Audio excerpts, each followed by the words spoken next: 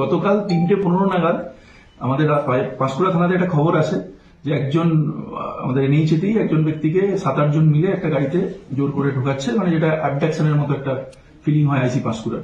ওর কাছ থেকে খবরটা পাওয়া মাত্র আমাদের পুলিশ টিম, ট্রাফিক উইং, আমাদের এসওজি টিম, আমাদের তমলুক থানা বিশেষত এবং যা অ্যাডজয়নিং আমাদের কন্ট্রোল রুমের থ্রু দিয়ে যেগুলো আমাদের অ্যাডজয়নিং ডিস্ট্রিক্ট আছে তার যেগুলো নেওয়ারিং পিএসএস সবাইকে আমরা অ্যালার্ট করি। এই আমাদের যে উইংসগুলো আছে তারা সবাই নাকা স্টার্ট করে খুব দ্রুত, যার ফলে আমরা নিম দৌড়িতে এই গাড়িটাকে ইন্টারসেপ্ট করতে পারি এবং সিসিটিভি ফলো করে আমরা ওই গাড়িটার নাম্বারটা বার করতে পেরেছিলাম মোটামুটি ভাবে। তো সেটার ভিত্তিতে আমাদের ওটাকে প্রপারলি ইন্টারসেপ্ট করা হয়।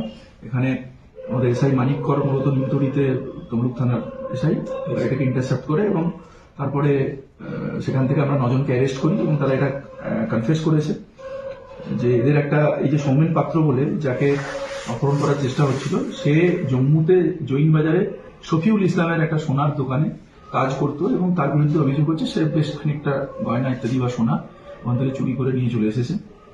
তো সেটাই মূলত বিষয়। তারপরে তার সঙ্গে একটা যোগাযোগ করা হয়, এটাকে একটা প্রলোভন দেখানো ইত্যাদি কথা বলা হবে এরকম একটা, যেটা একদম প্রাথমিক স্তরে তদন্ত আছে, এইভাবে তাকে ডাকা হয়। পরবর্তীকালে তাকে অ্যাবডাক্ট করে খণ্ডঘোষের দিকে নিয়ে যাওয়ার একটা পরিকল্পনা ছিল। এরকম এখন পর্যন্ত আমরা পেয়েছি। আজকে রিমান্ডে প্রেয়ার আছে 7 দিনের, আমরা রিমান্ডে নিয়ে এই তদন্তটাকে আরো এগিয়ে নিয়ে যাবো। আমার মনে হয় এটা আমাদের পুলিশ টিমের জন্য খুব স্যাটিসফাইং যে অ্যাবডাকশনের একদম কয়েক মিনিটের মধ্যে সাকসেসফুলি আমাদের সবকটা উইং থানা সবার যৌথ প্রচেষ্টায় আমরা সুস্থ এবং অক্ষত অবস্থায় সৌমেন পাত্রকে রিকভার করতে পেরেছি এবং যারা মূল অভিযুক্ত তাদেরকে আইনের সামনে দাঁড় করাতে